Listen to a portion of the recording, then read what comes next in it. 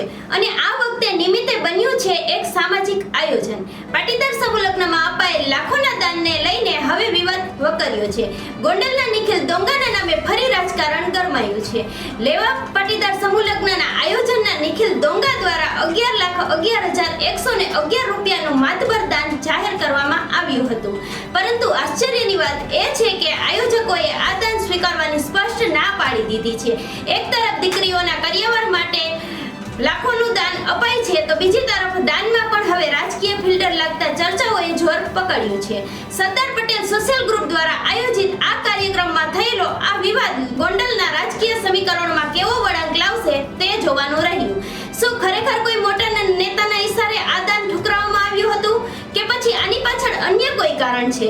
હાલ તો ગોંડલનું રાજકારણ આ 11 લાખના દાન ફરતે ઘેરાયેલું જોવા મળ્યું છે।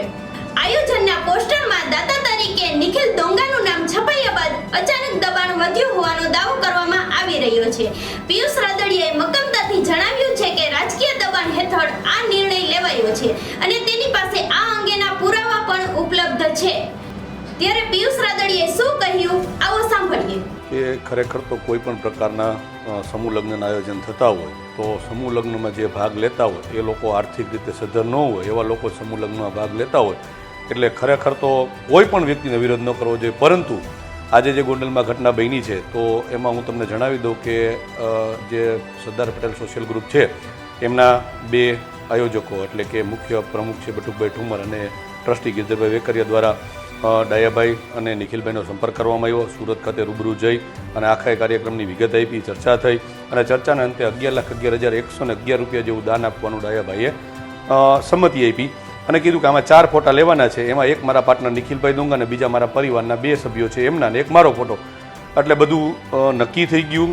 પરંતુ જ્યારે આ કંકોત્રી છાપવાની વાત આવી ત્યારે કંકોત્રીનું પ્રૂફ અમારી પાસે આવ્યું અને આ સારું કાર્ય થતું હતું એટલે અમે એ પ્રૂફને મીડિયામાં એટલે કે સોશિયલ મીડિયામાં વાયરલ કર્યું। જે વાયરલ થતાં જે એક રાજકીય વ્યક્તિ છે ગોંડલમાં કે જે લેવા પડે સમાજમાંથી પણ નથી આવતા અને ભારતીય જનતા પાર્ટીને સર્વે કરવા છે એવા વ્યક્તિ દ્વારા આ 2 આયોજક અને ત્રીજા એક લાલજીભાઈ ચડાવ્યા આ ત્રણેયને બોલાવી અને કહેવામાં આવ્યું કે આ વ્યક્તિના પૈસા લેવાના થતા નથી ને જો તમે પૈસા લીધા તો તમે મારી સાથે દુશ્મનીની તૈયારી રાખજો। એટલે આ લોકો ક્યાંક ને ક્યાંક ડરી અને અમને પાસેથી પૈસા લેવાની ના પાડી અને એવું કીધું કે અમે તમારા પૈસા ન લઈ શકીએ, તેમ છતાં પણ અમે તમારું એક વ્યક્તિ ડાયાભાઈનું નામ લખશું પણ પૈસા ન લીધા। એટલે કે સમજો હિસાબ કરવા જઈએ તો 11 લાખ રૂપિયા હતા અને 31 જેવી દીકરીઓ હતી એટલે એક દીકરીને 30,000 રૂપિયાથી વધારે કરિયર આવી શકતો હતો। જે આ એક વ્યક્તિના ઈશારે દીકરીઓ પાસેથી આટલી વધારાની સહાય આ લોકોએ આડો પગ કરી અને જતી કરી। બસ આજ આ વ્યક્તિના દબાણથી જ પરત આપી દીધી। પરત આપ્યા એટલે કે લીધા જ નહીં। જ્યારે પૈસા આપવાની વાત આવી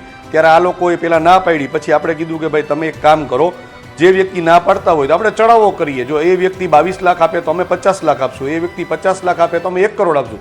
પરંતુ આ વ્યક્તિએ કીધું કે અમે અમારી મજબૂરી સમજો, અમારે રાજકીય બધા કામ હોય છે અને આ વ્યક્તિ સાથે દુશ્મની અમે ન કરી શકીએ એટલે અમે તમારો 1 પણ રૂપિયો નહીં લઈએ।